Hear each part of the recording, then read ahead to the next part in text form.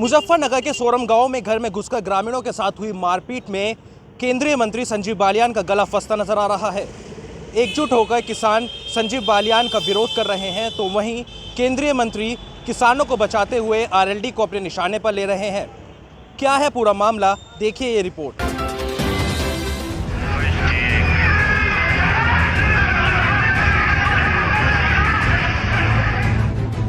मुजफ्फरनगर के शाहपुर थाना क्षेत्र के सोरम गांव में उस समय हंगामा खड़ा हो गया जब कुछ युवकों ने ग्रामीणों के घर में घुसकर महिलाओं और किसानों के साथ जमकर मारपीट कर दी। आरोप है कि केंद्रीय मंत्री संजीव बालियान के समर्थकों ने जबरन घर में घुसकर लाठी डंडों से हमला बोल दिया, जिसमें कई किसानों के साथ साथ महिलाओं को भी जमकर पीटा गया। मामला बढ़ता देख मौके पर पहुंची पुलिस ने लाठीचार्ज कर दिया, जिसके बाद हंगामा और बढ़ गया। ग्रामीणों ने केंद्रीय मंत्री संजीव बालियान का विरोध जताते हुए अपना गुस्सा जाहिर किया है। उन्होंने कहा था संजीव बालियान जिंदाबाद, ऐसे होकर यहाँ से उन्होंने उमेश संजीव बालियान ने कहा लठ मारो, तो मैं उनकी जीप में खुद लठ थे, कुट पे तो लेकर आ रहे थे, मैं गुंडे थे 5-7, उन्होंने लठ बजाए उन पे आके, उन्होंने लाठी चार्ज करवाई। उनकी साथ कम से कम 150 आदमी होंगे, जिन्होंने 8-10 आदमी मेरे ऊपर लग गए और उठा कर गाड़ी में गिरा, लठ मारे, यहाँ मेरे ऊपर रिवॉल्वर धरा, तेरा इनकाउंटर करेंगे।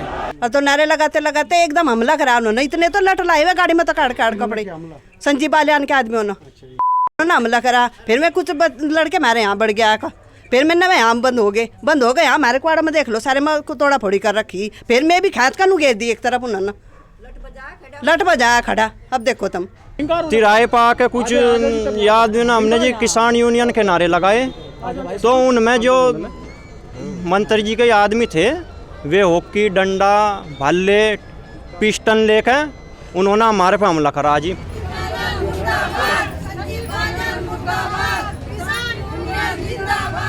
पूरा मामला उस समय का है जब सोरम गांव के ही रहने वाले ग्रामीण राजवीर सिंह की मौत के बाद उनकी रस्म 13वीं में शामिल होने पहुंचे केंद्रीय मंत्री संजीव बालियान का कुछ युवकों ने विरोध करते हुए उनके खिलाफ नारेबाजी कर दी, जिसके बाद भाजपा समर्थकों ने नारेबाजी कर रहे युवकों के साथ मारपीट कर दी।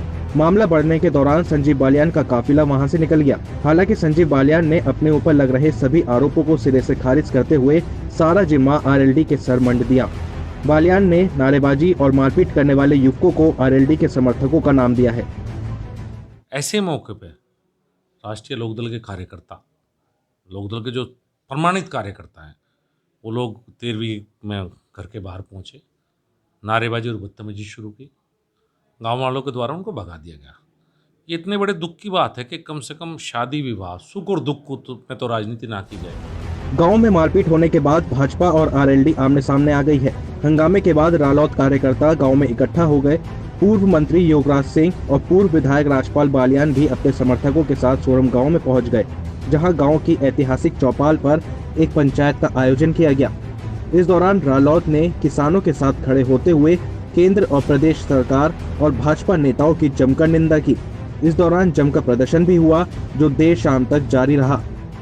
मंत्री उसके नाम तहरीर दी गई है, वही उनको जो अपने गुंडों के साथ गांव में पहुंचा मार पिटाई की। तो तहरीर में क्या हवाला दिया गया है, किस तरह की बात रखी गई? हवाला तो ये है कि जो है इस तरह से गांव में जाकर घरों में जाकर लोगों को, ये किसानों को पिटेंगे, तो भाई ये तो एक तरह से तानाशाही होगी।